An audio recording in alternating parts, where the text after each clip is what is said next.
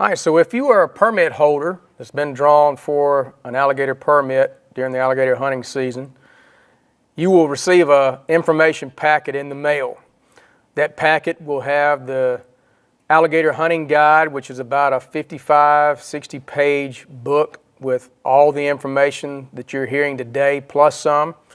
There will be a information letter in there that will go over the high points. It'll also tell you where to go to in the alligator hunting guide to find that information, the most vital information that you need to know. And it'll also have your actual possession permit, as well as your alligator hunting license and the 2 temporary possession tags that you are to place on your alligator. And we'll go over that information later on in the training course. But number one, first and foremost, if you are a permit holder, take that packet and read every bit of that information that is in there. It's very important. You need to understand that alligator hunting is a unique opportunity, and there are special regulations and there are special requirements in place that you must adhere to. And they are all citable. You will receive citations if you break any of those rules and encountered by our officers. There is a penalty if you fail to do your alligator harvest report. It is mandatory. We will go over that again later. But as far as getting started with alligator hunting, first thing you would need to do once you get out onto the water is locate your alligator. That is much easier to do at night than it is during the daytime. You can use a spotlight to shine the eyes of an alligator at the surface, and their eyes will reflect much like a deer's eyes will.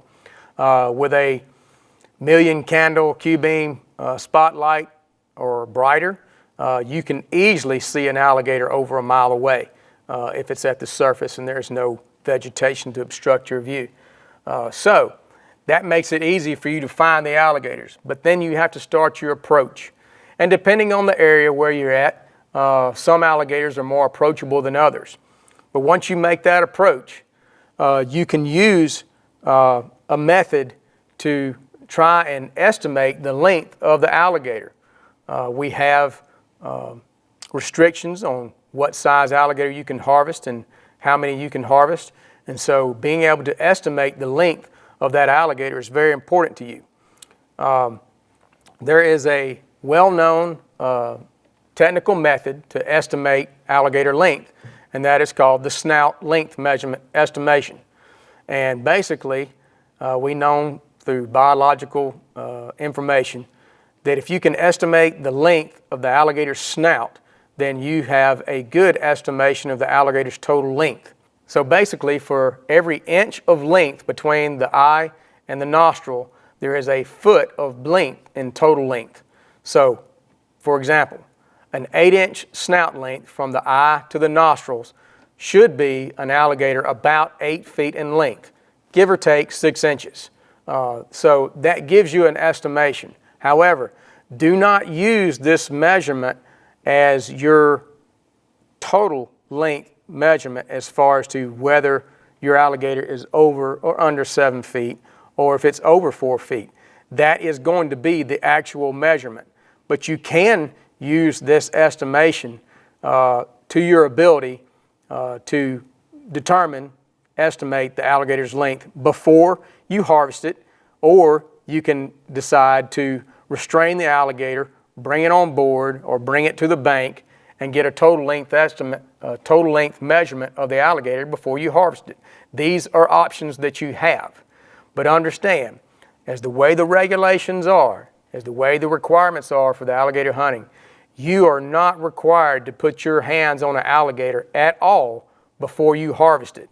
We have these measurements and estimations in place. If you so desire to put your hands on the alligator, you can do so, and we'll go over some methods to properly and safely do that. So there's some things that you need to be prepared for before you get started, and that is already know what your goal is before you get out there. If the current harvest regulations allow you to take 2 alligators 4 feet long or longer and only one of those can exceed 7 feet in length. It may be your goal that you don't care if the alligator is over 7 feet long or not. But if you know beforehand that you're only going to take an alligator between 4 feet and 7 feet, this is vital information. So that while you're out looking for alligators, if you see one that has an extremely long snout length, then maybe that's not an alligator that you want to try and capture.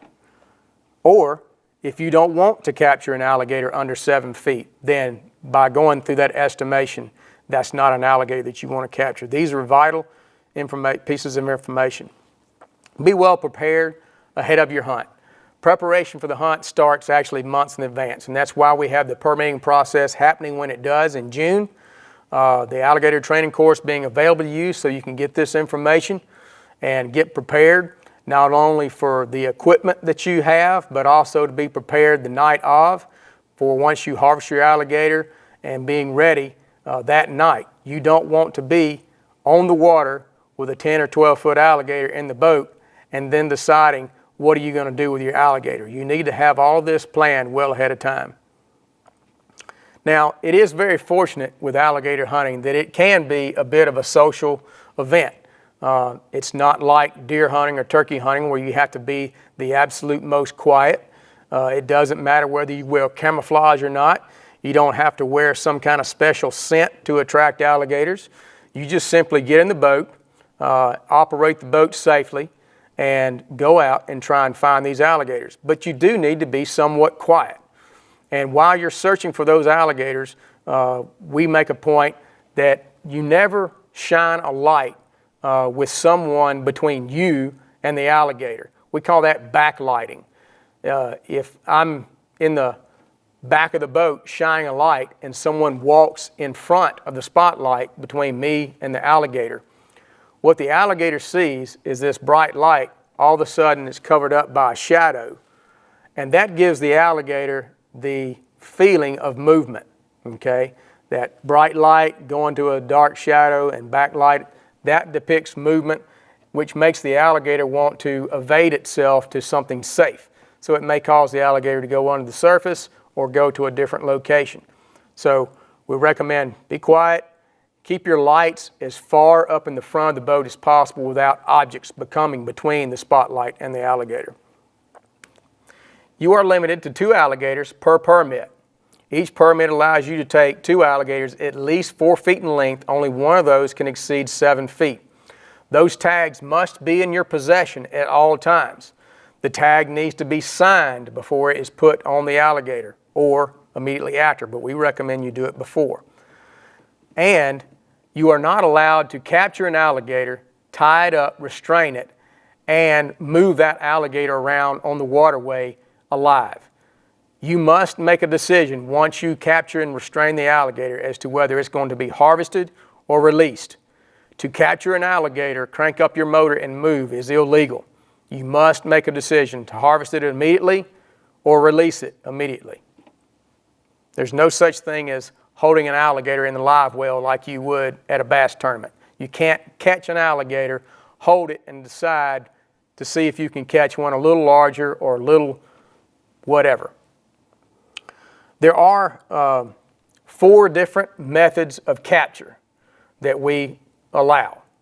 One of those is harpoons with an attached line and buoy, bow fishing with an attached line to an arrow. We also allow you to snare the alligator with a hand snare or pole snare. And then the most popular method is a snatch hook used on a rod and reel. Of those methods, the most popular one is the rod and reel. So something that I always have to bring up, especially if you're new to alligator hunting in Mississippi. If you have any predisposed ideas about what alligator hunting is in the state of Mississippi, from anything that you've watched on cable television or YouTube or anywhere else on the internet, you need to know that you need to do some reading. The things that you see depicted on popular cable television shows are not legal in the state of Mississippi. The alligator hunting opportunity in the state of Mississippi is a recreational opportunity.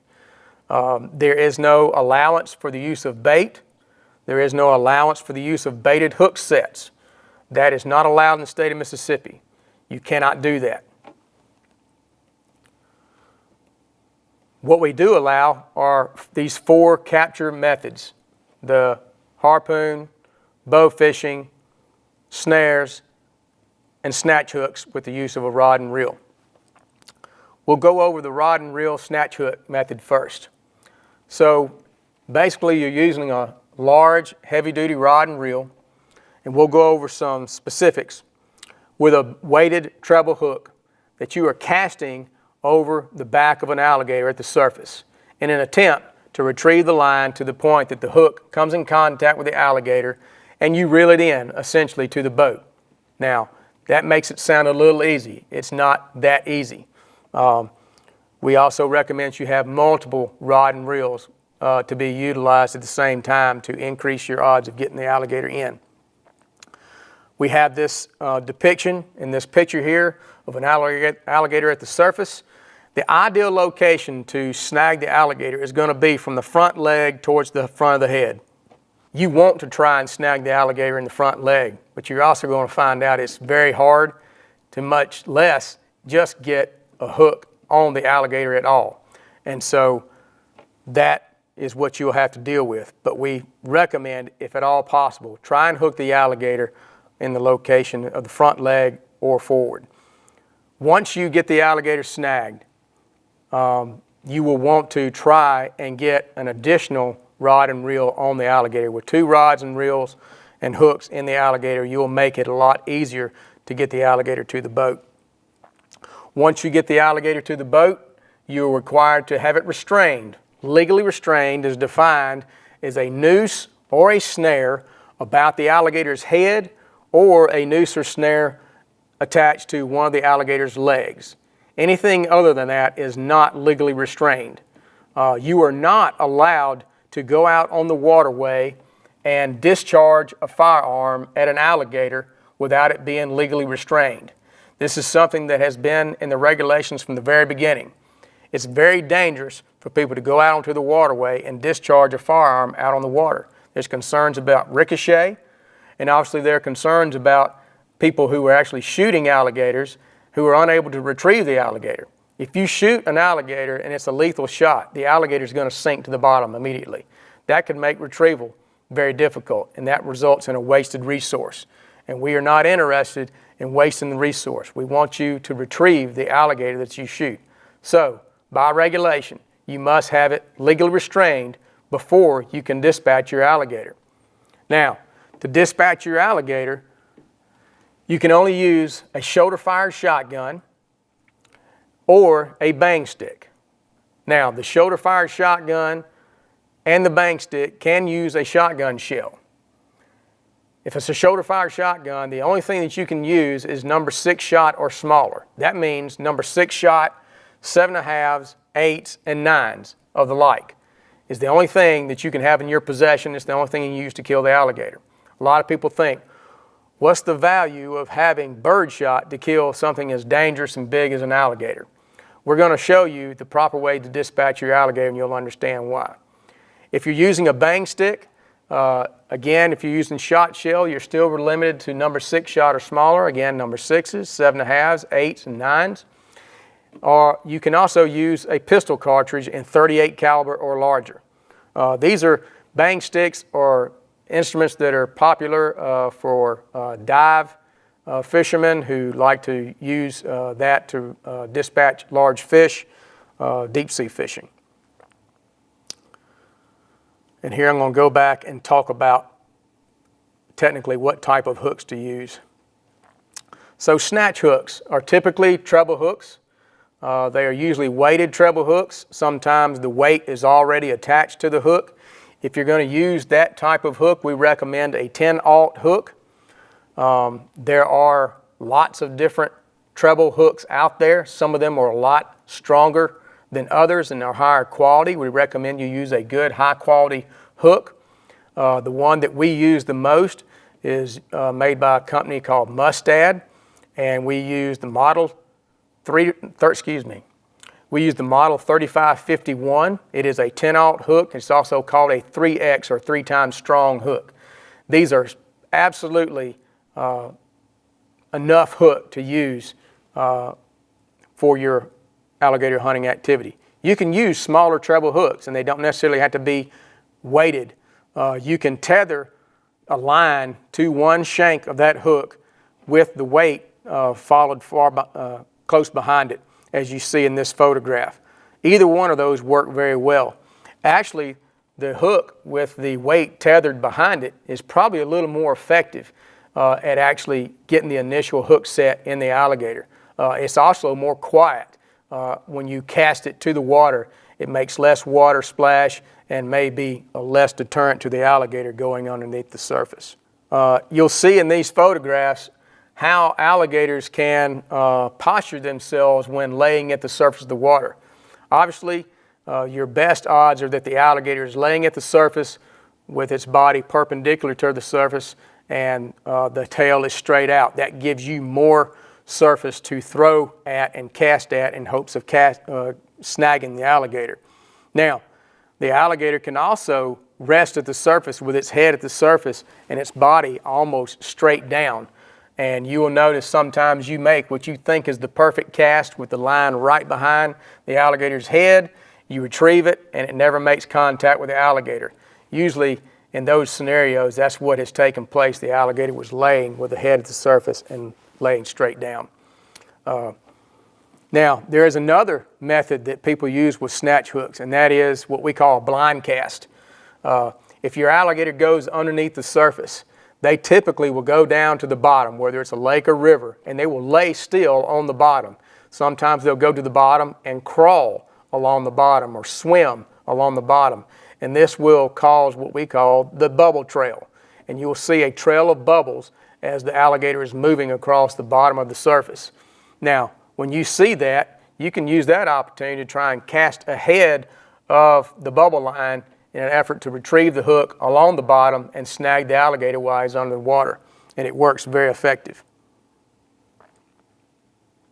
Now, talking about snagging the alligator, it's not really snagging the alligator. What you're going to do is cast the hook over the alligator, retrieve it very quickly to the point that the hook has almost made to the position where it's next to the alligator.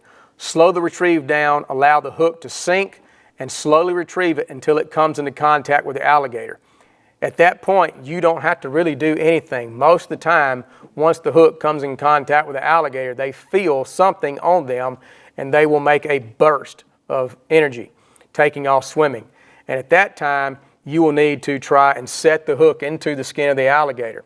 You will need to maintain steady tension on the alligator at all times. The rod and reel and the line must have steady tension on the rod at all times.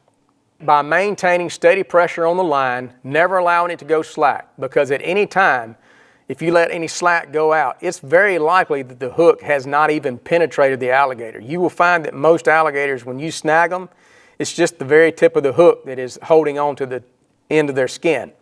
It doesn't penetrate, usually not even past the barb. So it's very important to keep that steady tension on the rod. And for that purpose, that's why we try to get a separate and additional rod and reel snatch hook on the alligator so that in the event one loses contact, you've got another one on them. Now, let's talk a little bit about the rod and reel and the type of specifications for that equipment that you need. You're looking for a reel that has a capacity of about 250 yards of 17 to 20 pound monofilament line. That is the way rod and reels are specified. Now, we're not necessarily recommending monofilament line, although you can use it. But if you're going to use monofilament line, you're probably looking at using something like 80 pound to 100 pound test line. Well, its diameter equivalent is going to be much larger than 17, 20 pound line, so the capacity of the amount of line that you can put on that reel is going to be greatly reduced. So for that purpose, we recommend that you use a Spectra or braided type line. But braided line is much more high tense strength at a smaller diameter. So you could get 100 pound test line and braided line that is the diameter equivalent of 17, 20 pound monofilament. So you can get 250 yards of 100 pound test line on the reel. And there are a number of reels out there that you can utilize. There are the more expensive ones. Some of the reels that we like to use that are very capable of being successful with your needs, and one of those we use is a Calcutta, a Shimano Calcutta reel, a 700B. These are going to be on the more expensive end of the realm, but there are also less expensive reels that will meet these specific criteria that will work just as well for you. As far as a rod goes, your conventional fishing equipment is not going to suffice. You're talking about catching animals. Even a 4-foot alligator is going to weigh as much as 40 pounds, could weigh as much as 40 pounds. So from the 4-foot to the largest ones, the 13-foot alligators, you're going to need something that can withstand a lot more rigorous activity than your traditional fishing equipment. We recommend in a rod is something in the lines of a 7 to 8 foot rod, rated as medium heavy to heavy action, and also rated for monofilament line of 30 to 60 pound line. It would have a lure weight rating of 1 to 4 ounces. Again, these are the type of specifications that you will see on rods that, regardless of the make or brand or model, if it meets those types of specifications, it should suffice for alligator hunting. A good example in a casting rod is something like the ugly stick of those particular type of specifications. There's also spin cast reels and rods that work just as well. It doesn't necessarily have to be a bait caster. I've actually seen people using the Zebco 808 that are successful at retrieving alligators. It's all about the specifications and your skill level. It's all about you being able to be patient in trying to reel that alligator into the boat. And at this point, this is where I would reiterate, you're not going to hook the alligator and horse him back to the boat. It's up to you to keep that line tension up and allow the alligator to somewhat tire out. With an alligator, they build up lactic acid in their body quickly, just like we do if we have a big workout at the gym. You will build up lactic acid and your muscles become sore. The same thing happens in alligators, but at a very fast rate. And so alligators may become exhausted and make it a lot easier for you to bring the alligator up alongside the boat to the point where you can get your restraining line on the alligator. In talking about fishing line and our recommendations, again, a braided line. We recommend on a casting rod somewhere along the lines of 80 pound to 150 pound test line. The most popular line that we use that has been very successful over the years is Power Pro braided Spectra line. I recommend the yellow high vis line simply because it's more visible. And if you haven't taken time to go out and practice casting at night, I highly recommend you do that now before you ever get out on the water. It is a whole different world. You don't realize how much your peripheral vision is used when you're casting a lure in the air to go fishing. You get in the cover of darkness and you lose perspective of where that lure or where that hook is, and you make it a lot more difficult. So we recommend you go out ahead of time and practice casting at night from the deck of your boat. If you're using a bottom rod that we depict, a bottom rod is something that is used once the alligator has been secured on a casting rod, and the alligator may be laying on the bottom, and you want to get something on them that is more significant with more backbone, more strength.